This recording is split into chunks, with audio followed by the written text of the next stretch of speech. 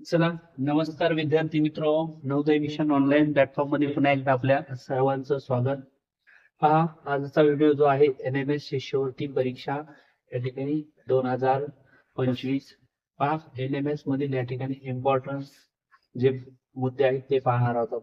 Hall ticket update आणि या hall ticket मध्ये नाव दुरुस्ती तुम्हाला करण्यासाठी या ठिकाणी ऑप्शन आहे. विद्यार्थ्यांनी हा व्हिडिओ नक्कीच पाहायचा आहे आणि ही नोटीस जी आहे ती ऑफिशियल नोटीस आहे. तर पहा, या ठिकाणी तुम्हाला NMS च्या वेबसाईटवर गेल्याच्या नंतर असं या ठिकाणी तुम्हाला दिसेल. त्यानंतर पहा, इथे तुम्हाला दिसतंय की सदरील प्रवेश परीक्षेची जी हॉल तिकीट आहे ते आपल्याला 10/12/2025 पासून या ठिकाणी संकेतस्थळावर प्रसिद्ध करण्यात आलेलं आहे. आणि जर आपण या ठिकाणी हे हॉल तिकीट आपल्याला डाउनलोड करायचं असेल तर हे हॉल तिकीट कसं डाउनलोड करायचं याच्या संदर्भात मी तुम्हाला या ठिकाणी माहिती देणार आहे. तर पहा, आता आपण सुरुवातीला पाहूया NMS परीक्षा या ठिकाणी म्हणजे काय.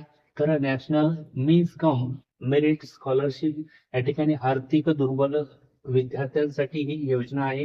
हुशार आणि होतकरू विद्यार्थी जे असतात त्यांना ही शिष्यवृत्ती या ठिकाणी मिळत असते. केंद्र सरकारची काय आहे योजना आहे.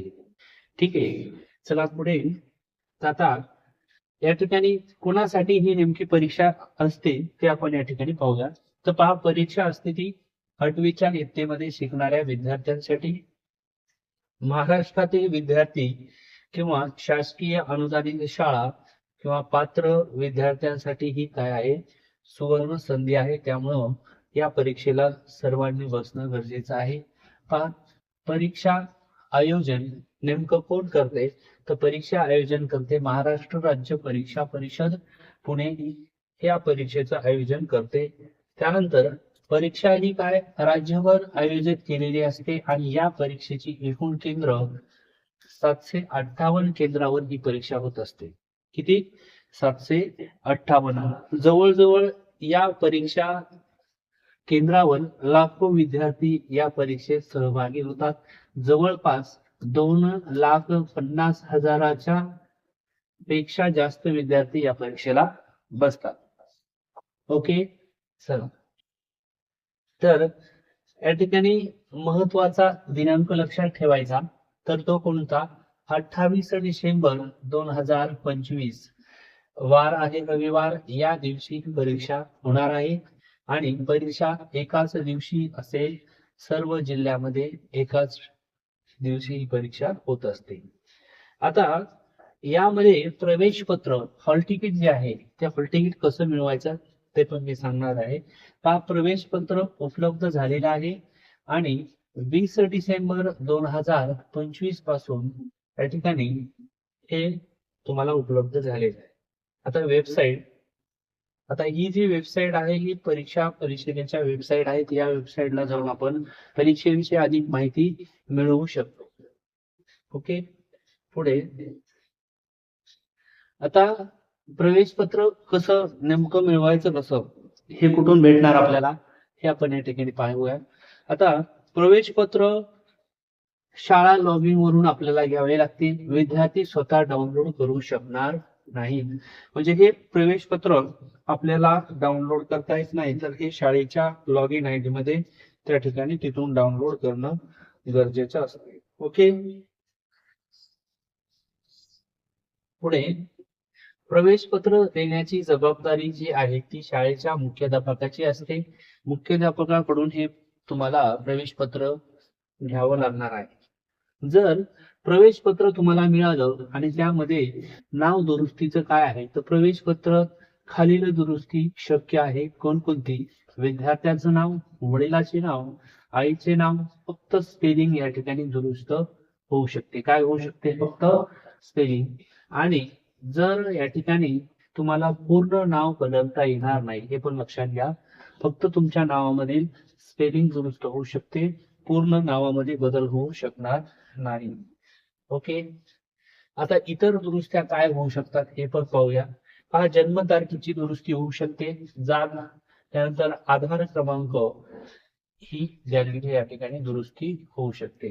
तर आता ही जी दुरुस्ती आहे ती आपण 27/12/2025 पर्यंत शाळेच्या लॉगिन मध्ये ही दुरुस्ती करता येते. फक्त ऑनलाईन या ठिकाणी अर्ज तुम्हाला करता येणार आहे.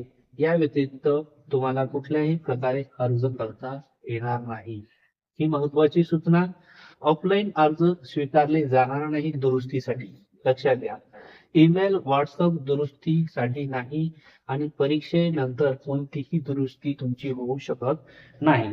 म्हणजे जर तुमची काही नावामध्ये दुरुस्ती असेल तर ती तुम्हाला आत्ताच करावी लागणार आहे. विद्यार्थ्यांनी काय करायला पाहिजे किंवा काय करावे?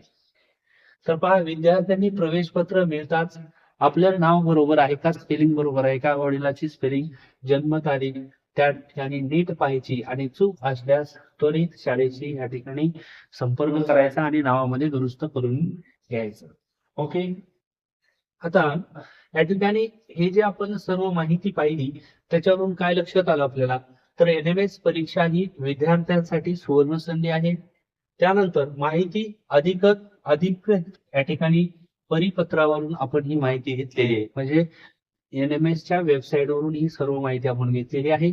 पालक व शिक्षकांनी विद्यार्थ्यांना मार्गदर्शन करावे, कारण जास्तीत जास्त विद्यार्थ्यांनी या परीक्षेमध्ये सहभागी होऊन या ठिकाणी यश संपादन करायचंय. पहा, व्हिडिओ सर्वांनी पाहिला शेवटपर्यंत, त्याबद्दल धन्यवाद. अधिक जर माहिती हवी असेल तर ही वेबसाईट तुम्हाला या ठिकाणी एनएमएस परीक्षेची दिलेली आहे. आणि काही तुमचे आणखीन प्रश्न असतील तर तुम्ही या ठिकाणी कमेंट करू शकता. प्रत्येकाच्या प्रश्नाला या ठिकाणी रिप्लाय दिला जाईल. ठीक आहे. पहा, तुमच्या या ठिकाणी हा महत्वाचा व्हिडिओ आहे. सर्वांना हा व्हिडिओ पाठवा. व्हिडिओ तुम्हाला आवडला असेल लाईक करायचं, शेअर करायचं, इतरांनाही व्हिडिओ पाठवायचा. आणि जर तुम्हाला सांगितल्या पद्धतीने काही जर प्रश्न असतील तर तुम्ही कमेंट करा. आपण नवीन एनएमएस परीक्षेसाठी काय पात्रता असते त्याचाही व्हिडिओ आपण बनवूया. ठीक आहे. चला भेटूया पुढील व्हिडिओमध्ये. तोपर्यंत सर्वांना धन्यवाद.